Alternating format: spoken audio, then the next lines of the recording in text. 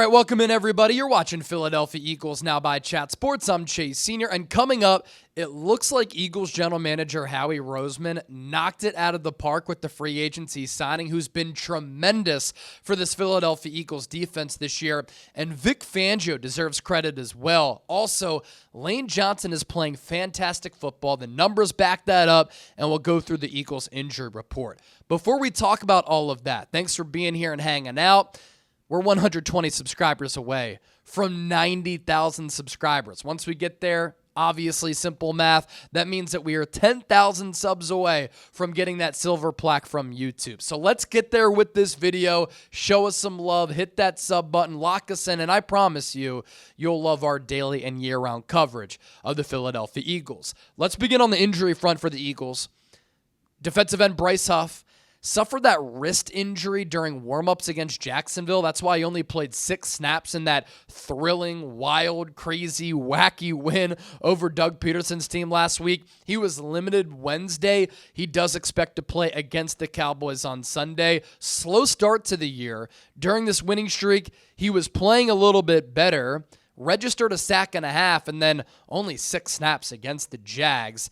Nick Sirianni said he did something to his wrist in pregame, but on some critical moments in that game late against Jacksonville, he was on the field. It seems like he continues to be in the doghouse for defensive coordinator Vic Fangio. Luckily for Philadelphia, a lot of other players along that defensive line have stepped up. After missing the first practice of the week yesterday on Wednesday, DeVonta Smith, who has been tremendous in the last 2 games, a touchdown in each ball game against Cincinnati and against Jacksonville, he missed that practice because of a hamstring injury. He was back at practice on Thursday. So too was Nolan Smith with a groin, and linebacker Ben VanSumeren, also a fullback, who left that Jacksonville game with the concussion. He was back at practice on Thursday as well. The arrow continues to point up for A.J. Brown, second highest graded wide receiver in the NFL according to Pro Football Focus. He practiced for the 2nd day in a row. The Eagles have to be happy and relieved that they avoided a major injury to him. Philadelphia 1-2 this year without A.J. Brown. Last year in that playoff game against Tampa Bay, it was rough. He's one of the MVP players on that Eagles offense, which is loaded. And you think about that question, right? Who is the MVP of this Eagles offense? Saquon Barkley is having an Offensive Player of the Year type of season.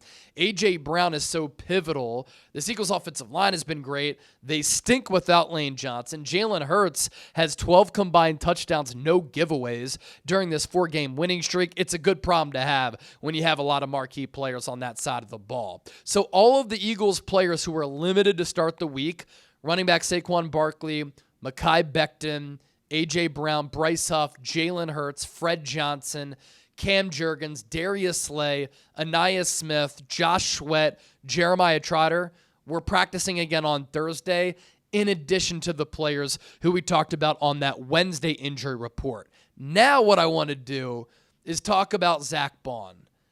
Howie Roseman and Vic Fangio deserve some credit for this signing, and Howie Roseman may have done it again. Zack Baun has a cap hit this year of $1.5 million.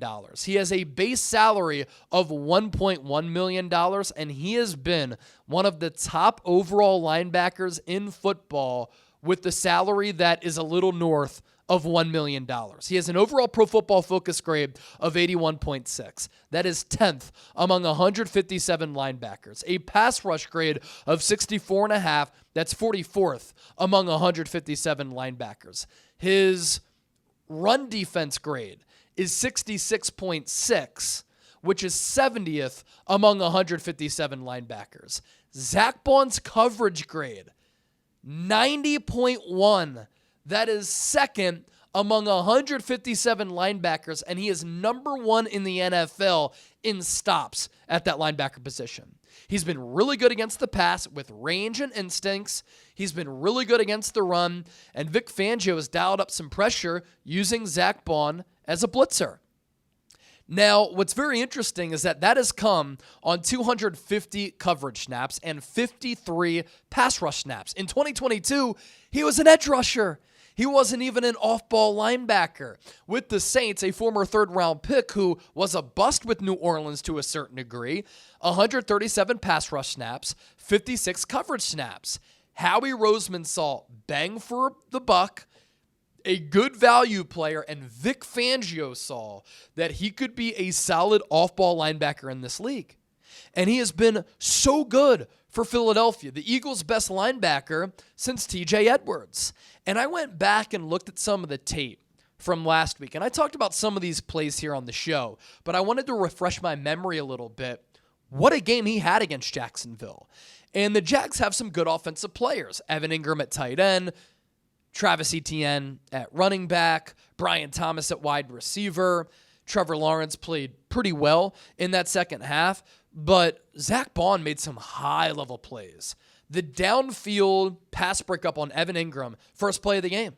I mean, he was a linebacker who was running downfield to make a play on the football against Evan Ingram, who's a very athletic tight end.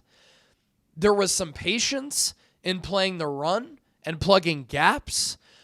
He, this year, has made some really good open field tackles, flashed against Jacksonville. A couple of plays come to mind against Green Bay now that I'm talking about it. I mean, all year he's been getting it done. Against New Orleans, he was making plays sideline to sideline. The full extension interception that he made off the deflection against Jacksonville, he was in the neighborhood of the football because of play awareness. So he's been a glue guy. He's been a game changer. He's been a steady presence at that linebacker spot. And Howie Roseman has signed one of the top linebackers in the game in 2024 for a cap hit of $1.6 million and a base salary of $1.1 million. And that's a credit to him, and it's a credit to Vic Fangio for identifying and using him as an off-ball linebacker where he had never played before and putting him in a position to succeed, but also him developing the way that he has. As for Lane Johnson, I saw Brett Coleman, who's a great NFL YouTuber, tweet this out earlier today. Lane Johnson has played in 8 games this year, and he's only given up 2 pressures. Not 2 sacks, not 2 hits, 2 pressures. And Brett Coleman said, I'm not sure I've ever seen a tackle be this unbeatable before over a sample size this large. He's on pace to give up less pressures in a full year than Fred Johnson gave up in one half. Now, Fred Johnson's a backup tackle, and he's played pretty well at times, but that's still crazy, right? And this is why the Eagles are so much better when Lane Johnson is in the lineup as compared to him not being in the lineup. And this year, the numbers back it up. Overall PFF grade, 82.2. That's 9th among 126 tackles. A pass blocking grade of 85.8, 7th. Run blocking grade, 79.6, 12th. He has not given up a sack this year. And those 2 pressures given up. So what Lane Johnson is doing, even at his age, really special for this Eagles team.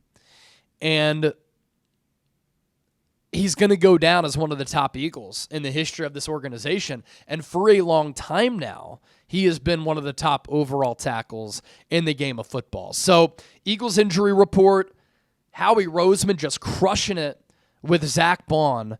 It's crazy how he's been able to develop into the player that he is, have the role that he's had with him not playing off-ball linebacker before. So Howie Roseman fleecing the New Orleans Saints once again, and then Lane Johnson continuing to be such a dominant player for this football team and a great leader. Like the fact that he approached Nick Sirianni going into the bye and said, Nick, I got to be blunt and honest with you. We have to run the football a little bit more. Let's rely on this offensive line. Running the ball is a strength. The Eagles, since that bye week, have found their identity, and they've been one of the hottest teams in football, and they look to keep that rolling on Sunday on the road against the Dallas Cowboys. We'll be doing a watch party for that game. Plenty of great coverage to come out over the next few days in the lead up to kickoff, so be sure to hit that subscribe button. Thank you so much for watching. Have a great rest of your Thursday. Hope you're all getting set to have a great weekend, and I'll catch you later. See ya.